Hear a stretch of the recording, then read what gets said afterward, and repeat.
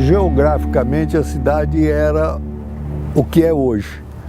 Uma cidade planejada, bem tratada, com as ruas paralelas e perpendiculares. Expandiu-se bastante daquela época para cá, mas continua o mesmo aspecto praticamente da cidade. A grande diferença é que naquela época, quando alguém precisava se transferir para o Mato Grosso, precisava transferir alguma mercadoria para o Mato Grosso, isso tudo era feito através de balsas e rebocadores. E havia um problema muito grave representado pela travessia do Rio Paraná. Havia um serviço de balsas que era de realização do serviço de navegação da Bacia do Prata através de barcaças que faziam o traslado São Paulo-Mato Grosso, São Paulo, viu? Para a gente ir daqui a Nova Andradina, que é a 200 quilômetros, de caminhão, a gente atravessava a balsa de madrugada e ia chegar lá tardezinha, 5, 6 horas da tarde, a 200 e poucos quilômetros. Quer dizer, não tinha jeito de andar, né? Vinha para a cidade, trazia a mulher, as crianças, tudo para a festa aqui no Presidente Epitácio, de noite, e voltava e deixava a casa aberta. Do jeito que você deixava, você chegava lá, tinha as coisas. Ninguém mexia. Por volta de 1956, o depois presidente Juscelino Kubitschek esteve na região fazendo campanha para a eleição de presidente da República. E quando chegou aqui, a grande reivindicação foi que se construísse uma ponte ligando o presidente Epitácio ao Mato Grosso do Sul. Campanha política, já viu, todo mundo promete tudo. E ele, como bom político, acabou prometendo que ia mandar construir essa ponte. Antes da construção da ponte, tinha as balsas, né? As canoas, e a gente esperava ali até formar um pelotão de pessoas para poder compensar a embarcação. Antes da construção da ponte, o movimento maior da cidade era o movimento comercial. Muitos negócios a gente fazia em Epitácio. A gente é fabricante aqui de aquelas dragas de captação de areia lavada. Lá tinha aqueles portos de areia, né? Que a gente negociava com eles. Navegava tudo por água, todo mundo navegava por água. Tinha embarcação que puxava madeira, outra embarcação puxava boi, outra puxava cereais. Mas o serviço se tornou precário. À medida que aumentou o fluxo de veículos, principalmente de cargas, o sistema não resistiu. Quer dizer, formavam-se filas imensas, havia muita reclamação, às vezes até favorecimento de determinados transportadores, em prejuízo dos demais, né? Uma série de reclamações. Daí se levantou a hipótese de que a solução para substituir o serviço de travessia realizado pelo CNBP, Serviço de Navegação da Bacia do Prata, era construir uma ponte interestadual. Não há dúvida, se fosse depender apenas do transporte por balsas, a região estaria muito dificultada nessa relação com o estado de Mato Grosso, né? Eu creio que na época da construção que ela foi construída, aqueles visionários daquele período, eles já vislumbravam, eles já visionavam que ponte, ligação, Mato Grosso, cargas, agricultura, né? Economia brasileira passaria por ali. Descarregaria lá em Presidente Epitácio, uma cidade portuária, e daí nós seguiríamos para o Brasil e para a exportação. Na ocasião do início da construção da ponte, o município tinha em torno da ordem de 11 mil habitantes. Hélio Cerejo, então, mobilizou todas as forças, chegou à conclusão de que a solução seria cada cidadão autoridade ou não, encaminhar um telegrama ao presidente da República, Juscelino Kubitschek de Oliveira. Essa campanha, chamada na época campanha pró-construção sobre a ponte Rio Paraná, ganhou velocidade. A ideia ganhou repercussão devido à atuação dos Rotary Clubs, tendo o Hélio Cerejo, jornalista, como um líder da campanha. Com o Rotary Club também, que já estava engajado, né? Era até o pai, um dos pais, né, da ideia. De corpo e alma nesse projeto de estimular a construção da ponte. A campanha ganhou repercussão, ganhou prestígio, participação. Eram milhares de telegramas diários que chegavam à mesa do então presidente JK. E ele enfrentou a situação, aquele bombardeio de telegramas, né? Decidindo então levantar a questão, mandar realizar projetos que culminou com a construção da ponte interestadual.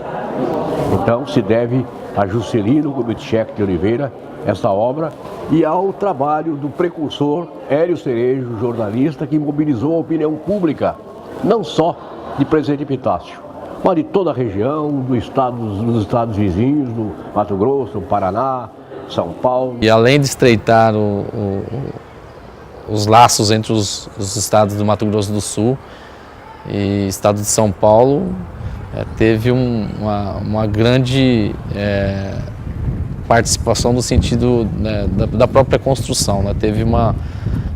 Foi um exemplo na época para a engenharia do Brasil, né?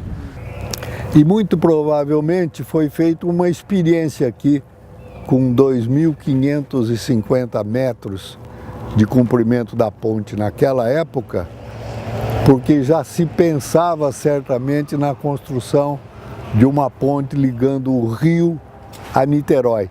Essa era a segunda maior ponte do Brasil, né? Depois saiu a ponte de Rio-Niterói, que nós passamos para terceiro lugar. Aqui onde nós estamos era um enorme canteiro de obras. As vigas eram pré-moldadas aqui e levadas, depois de construídos os pilares, que tinham até 75 metros de profundidade, e eram construídos cavocando dentro de um cilindro de aço pressurizado. O operário descia dentro daquele cilindro, fechava aquele cilindro e ele ficava escavando lá dentro e descendo o cilindro cada vez mais. Depois de feito isso e feito os pilares, então montaram uma espécie de uma máquina ferroviária que com uma alça pegava cada gomo desse, cada pedaço desse da ponte, das vigas, e levava para ser assentada em cima do próximo pilar. E assim, subsequentemente, até chegar do lado de lá. Depois, então, foi construído o tabuleiro, propriamente dito, que é a pista de rolagem da ponte. O rio engoliu, o lago, né, o reservatório, cerca de 180 mil hectares, né? Então isso é uma área gigantesca, né? 5 vezes maior do que a Baía da Guanabara.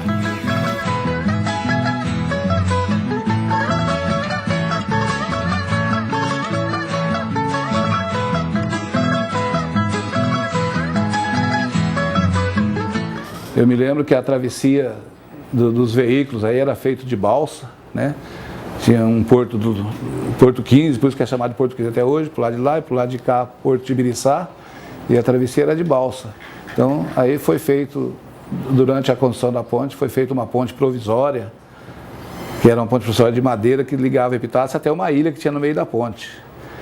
Mas essa ponte provisória não era para tráfego de veículos, era só para tráfego do pessoal da construção, dos operários que estavam na construção da ponte. No final da década de 50, a obra foi executada e o trabalho não foi tão rápido conforme se esperava. Terminou o mandato de JK e a obra continuava. Quando foi concluída, veio então o governo militar, a chamada ditadura militar, tendo como primeiro presidente o Marechal Humberto de Alencar Castelo Branco. Por incrível que pareça, Juscelino construiu e Castelo inaugurou a ponte em 1965.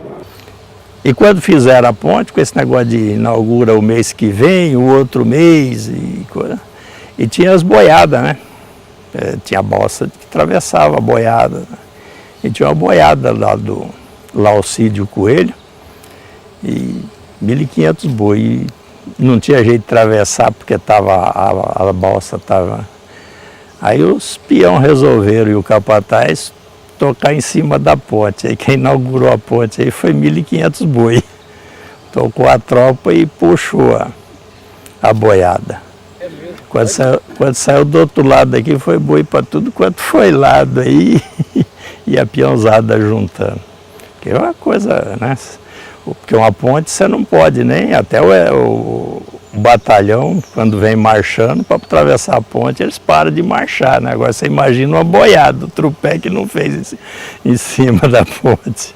Foi feita uma experiência nessa ponte, porque foi inaugurado um processo novo, diferente, de concreto que se diz hoje concreto protendido. São vigas pré-moldadas de concreto que são esticadas depois com cabos de aço que passam por dentro de uma tubulação. Porque naquela oportunidade foi uma das maiores obras que podia estar existindo a nível de Brasil. Ali foram 300 mil sacas de cimento. E um outro dado importante, que tratava-se da maior obra, né, que estava sendo realizado na época na América do Sul. Foi inaugurada com a presença do então presidente Marechal Humberto de Alencar Castelo Branco. Todo o seu ministério, governadores de quase todos os estados brasileiros presentes. Foi uma grande festa realizada junto ao local de acesso para a ponte na ligação São Paulo-Mato Grosso do Sul. Nunca tinha presenciado um movimento tão grande daquele para uma cobertura de um presidente da República, né? Aí veio um quartel de polícia, do Exército, veio uma frota daquelas motociclistas para acompanhar a chegada do presidente, a saída. E a cobertura foi assim, um aparato muito grande de seguranças, de policiais, de Polícia Federal, Polícia do Exército, Polícia Militar. Foi um aparato muito grande porque, além do presidente, vinha a comitiva dele também. Alguns deputados, alguns senadores. Vieram assim, muitos políticos para evitar naquela oportunidade para fazer a inauguração. De todo esse trabalho que o Hélio Cerejo desenvolveu, à frente da Comissão Pró-Construção da Ponte sobre o Rio Paraná, ele ganhou o título, naquela época, para terem uma ideia, ele ganhou o título de Marechal da Ponte. O próprio Ministério deu a ela o nome de professor Maurício Jopert da Silva. Era um professor de engenharia,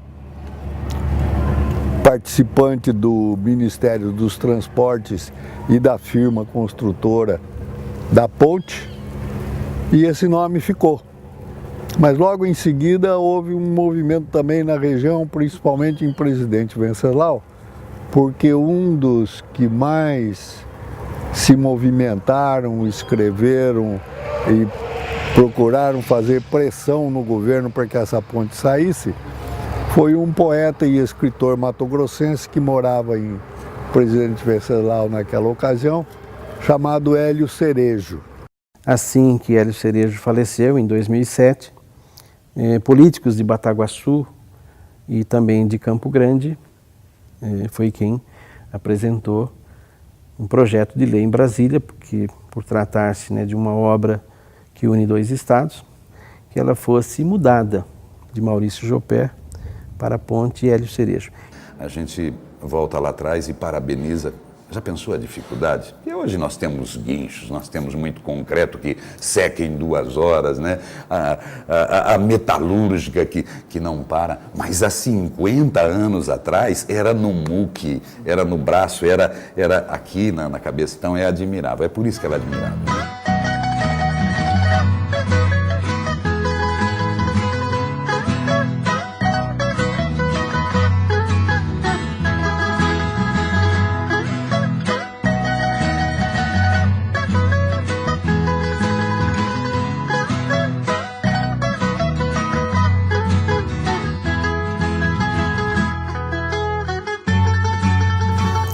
Hélio Cerejo nasceu na cidade de Niuaque, hoje Niuaque, e Mato Grosso do Sul, na época Mato Grosso Uno.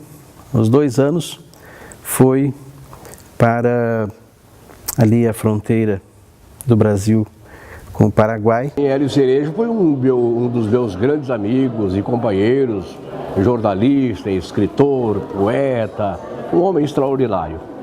Ele, sem dúvida alguma, tinha no seu passado de lutas uma série de vitórias, mas teve também momentos difíceis, momentos que praticamente prejudicaram a sua carreira, a sua sonhada carreira de engenheiro no Colégio Militar no Rio de Janeiro. Ele se envolveu em questões políticas e foi perseguido, foi preso, foi humilhado, mas na continuidade dos seus ideais, ele concluiu o que mais pensava: favorecer milhões de brasileiros através da construção da ponte. Hélio Cerejo, como ele próprio se auto-intitulava, né, era um caipira, segundo ele, um fronteiriço, né, um sujeito rústico, mas um autodidata, uma pessoa muito inteligente, entusiasta ao extremo, e foi uma pessoa de grande importância para a nossa microrregião. E ele tinha um passado marcado por obras literárias de grande expressão, era um defensor intransigente da situação ervateira. Tem muitos livros que relatam a história dos ervais, viu, de Mato Grosso, a história da fronteira, a história de Campo Grande e daqueles municípios que se formaram no decorrer dos tempos. Então ele teve acesso aos paraguaios, conviveu muito com este pessoal e foi anotando tudo aquilo que via e ouvia. Isso serviu para que ele, né, em sua carreira literária, tivesse escrito, né, os 60 livros que ele deixou. Ele teve 60 livros editados, muitos dos quais eu tenho guardado, assim como outros colegas da mesma época. Quando ingressou no Exército, no Rio de Janeiro, em 1933, ele acabou até achando que realizaria, né, um sonho na vida, que era o de construir pontes na vida, olha só. Mas foi infeliz, né, naquela época, porque em 1935, quando ele pertencia ao 3º RI na Praia Vermelha, ele foi surpreendido com a intentona comunista. E na intentona comunista, ele que estava naquela noite no quartel, ele foi preso com outros 800, quase 900 companheiros de farda. Deixando o Exército em 1935, ele vai para Campo Grande junto dos pais. Essa campanha, chamada na época campanha pró-construção sobre a ponte Rio Paraná, ganhou velocidade, tinha se iniciado a construção e ela não podia parar. No final ali já quase findando 1963, a obra foi então finalizada.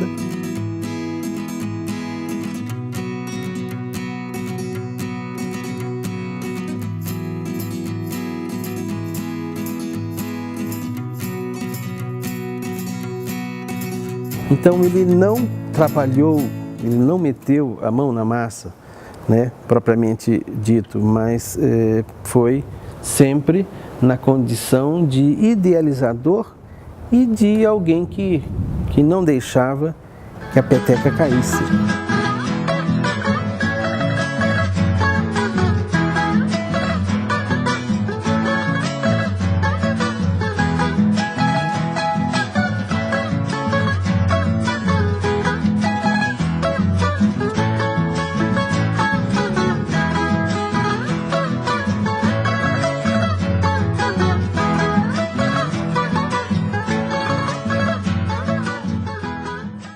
Muitas pessoas entendiam que com a conclusão dessa ponte haveria um prejuízo muito grande para a cidade.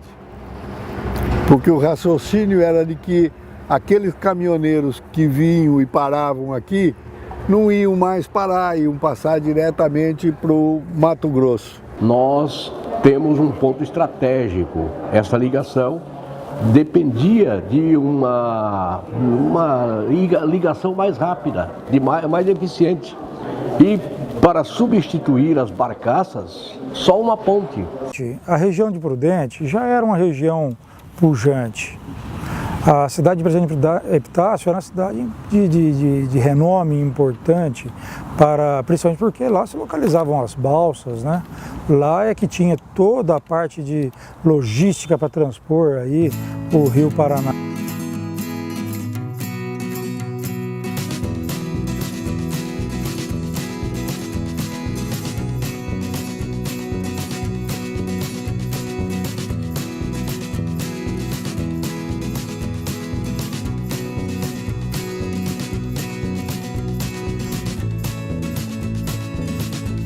Eles iam tirando as toras da beira do rio, que é a mata ciliar, onde a floresta é mais importante, né? Quando vieram com a ferrovia, já começaram a desmatar, também para fazer dormentes, e desmatavam em volta. Quando veio a estrada de rodagem, também foram desmatando, né? E é um processo, né? Aí fazem lá a Transamazônica, né? Aí você vê a estrada, num dia, no dia seguinte você já vê o desmatamento. Isso fez com que a cidade se expandisse, o comércio também se expandisse, e isso tudo compensou o refluxo das navegações. Eu considero aquela ponte um sucesso extraordinário, porque quantas vezes a gente passava de balsa ali, demorava, tinha que estar esperando, carregando aquelas embarque, desembarque, né? Porque antes era a balsa era dificultoso porque era feita através da bacia, né? Então você sabe, não é aquele serviço, às vezes quebrava lá, ficava 3, 4 dias aí, uma fila de caminhão, que não era aquela fila, mas já era problema, né? Ela é muito importante, né? E se nós temos o desenvolvimento que nós temos hoje, se nós temos o crescimento que nós temos hoje, desse oeste paulista, desse interior do estado de São Paulo, nós devemos a ponte, com certeza. A gente só tem que agradecer porque o transporte se tornou viável, menos risco de acidentes e tornou-se um cartão de visita. Além da questão turística, né, que é um cartão postal do nosso município, ela continua, né, de uma forma efetiva, né, fazendo com que os municípios se aproximem, né, os estados se aproximem, o desenvolvimento ocorra com mais facilidade. Graças a isso, Prudente se interligou ao Mato Grosso, ao norte do país e a outros países. Hoje, essa ponte permite o prudentino ou um habitante do estado de São Paulo ou da região ir de carro até Lima, no Peru, ou até a América Central ou mesmo América do Norte. A história do Mato Grosso do Sul ela se transformou a partir da construção da ponte.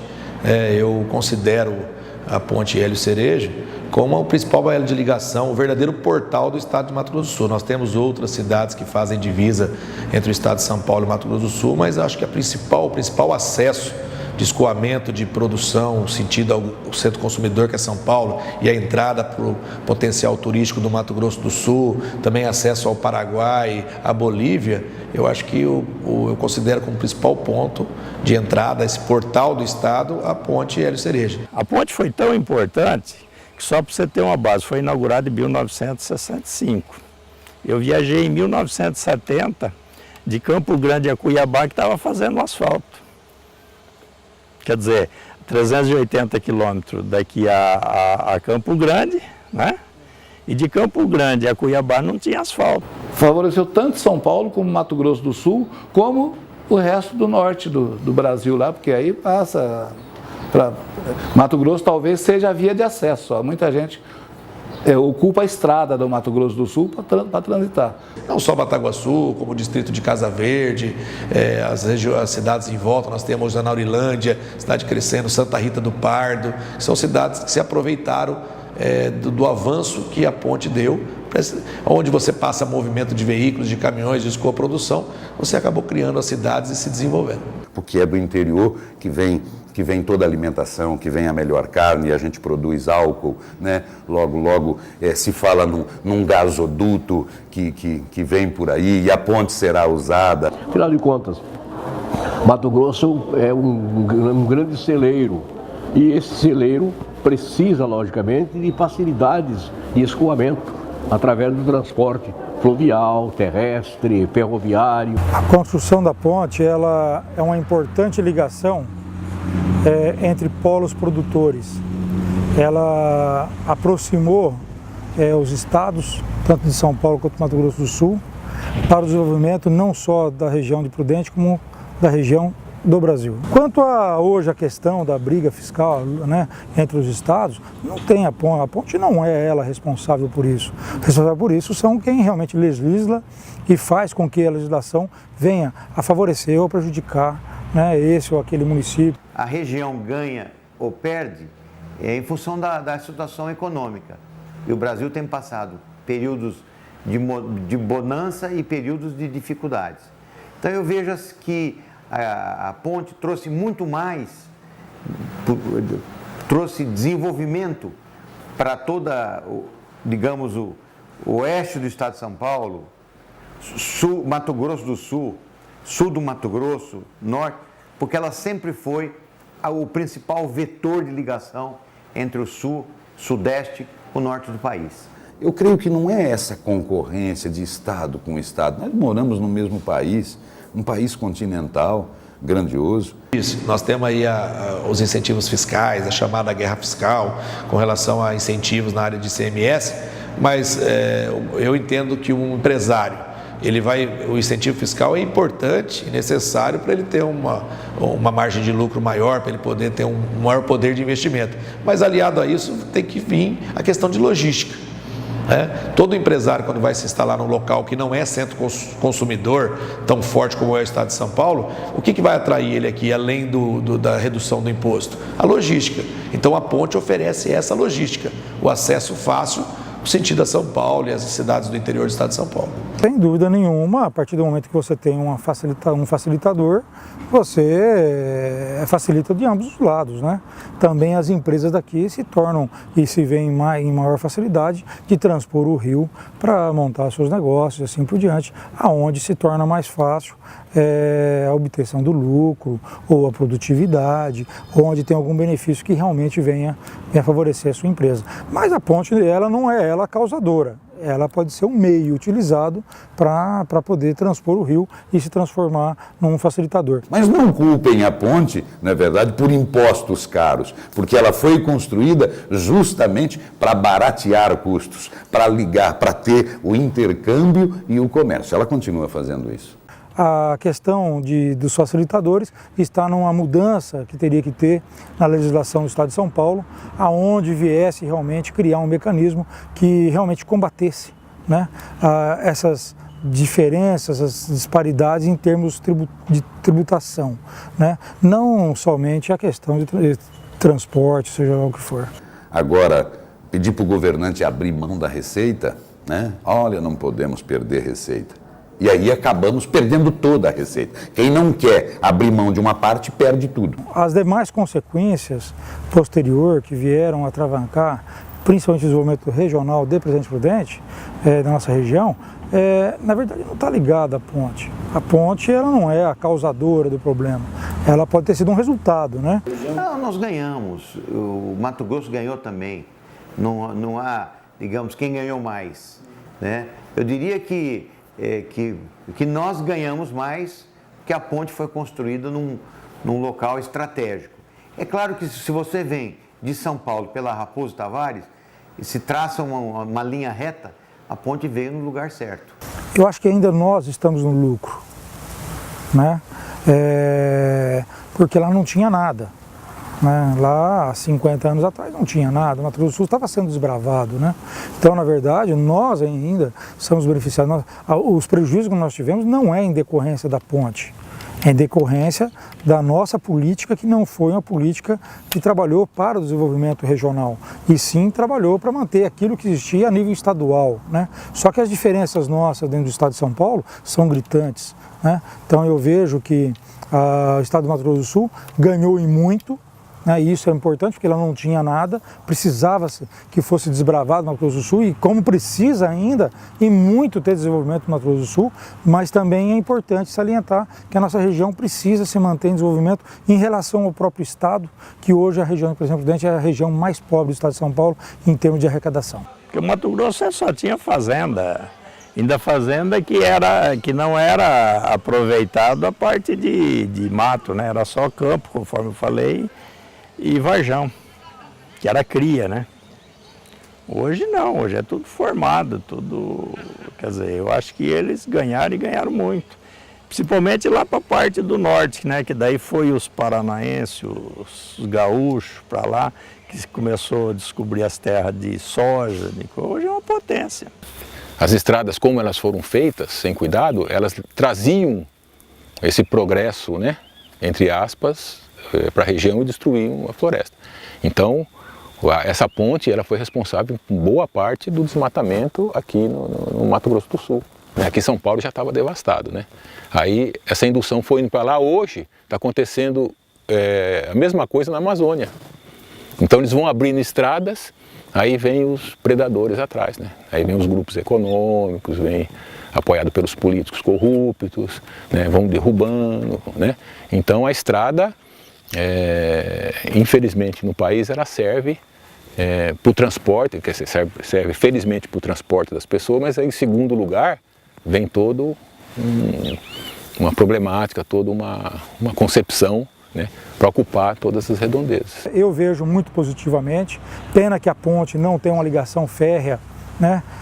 Mesmo depois da sua reforma, a sua ampliação em prolongamento, não houve aí a construção de um leito de construção de linha férrea que facilitaria ainda mais o desenvolvimento de ambos os estados, principalmente o Mato Grosso do Sul, que também deve ter seu desenvolvimento sempre integrado. Agora, quando parou a ferrovia, matou a navegação. E essa nossa navegação, que tem gente que fala, mas não tem fluxo. Tem fluxo. Porque nós puxávamos do Paraguai. O Paraguai não faz divisa com o mar. Então saía por aqui para ir para Santos, para Paranaguá, a soja, o trigo, o farelo de soja. Tudo isso era transportado por aqui, pela Morandrade, pela Meca. É questão de política pública, né? Foram definições que foram ocorrendo, né, nos anos aí, decisões políticas que foram ocorrendo. É difícil prever, né, o que teria acontecido sem a ponte. A questão do desenvolvimento do transporte rodoviário tem a ver com a opção do Brasil. O Brasil optou pelo transporte rodoviário. O Brasil optou por esse caminho. Se não tem trem, não é só a nossa região. Não tem trem no Brasil. Igual o transporte fluvial não existe. Porque, você analisa bem, com um motor de 2 carretas, no rio, você transporta 3.000 toneladas. Você chega aqui, você descarrega, joga, dá 40 e poucos vagão, é puxado por uma locomotiva. Hoje, realmente, transporte fluvial, transporte ferroviário, ele está em terceiro plano no Brasil. É uma pena isso, né? Que são os transportes mais baratos, mais ecologicamente corretos e estão, né, renegados a um segundo ou terceiro plano. Né? O transporte hidroviário, já temos aqui no Paraná, no Rio Paraná, temos há muito tempo toda a estrutura. O que precisa ter é a economia funcionar regularmente. A partir do momento que nós tivermos uma segurança jurídica, nós passaremos a ter todo um outro contexto que muda, né, para produzir com mais segurança, tanto na agricultura quanto na indústria, que isso vai desenvolver tanto a hidrovia quanto a ferrovia, e não é um empecilho da rodovia. E ela foi, por muitas vezes, foi anunciado a decadência da ponte, né, porque estavam sendo construídas pontes em outros lugares. Né? Mas é a marcha da história e provou no decorrer do tempo que a ponte mais importante que nós temos no Rio Paraná continua sendo essa, né? Mais movimentada, mais estrategicamente colocada, a mais importante de todo o Rio Paraná daquilo que se chama território brasileiro. Para ser um atrativo para a nossa cidade, que tem o pôr do sol mais bonito do Brasil, né? Para os nossos hotéis, não é mesmo? A beirada do rio, o peixe, o festival de pesca. Por quê? Porque descer para o litoral hoje, né? Se tem um feriado, o paulista está descendo 2 dias antes, porque ele sabe que ele vai chegar, vai sair de manhã, vai chegar à noite e já perdeu parte do feriado. Então, para onde é que ele pode vir? Pode vir para o interior, que a água é doce, que a comida realmente é boa. Nós precisamos reconhecer o mérito daqueles que realmente trabalharam em benefício da comunidade. Figuras como Hélio Cerejo, que foi o precursor desta grande obra de integração nacional, devem ser lembrados sempre, reconhecidos e homenageados, especialmente agora que se completa 50 anos da construção, da implantação, da inauguração, da entrega desta extraordinária obra de integração nacional.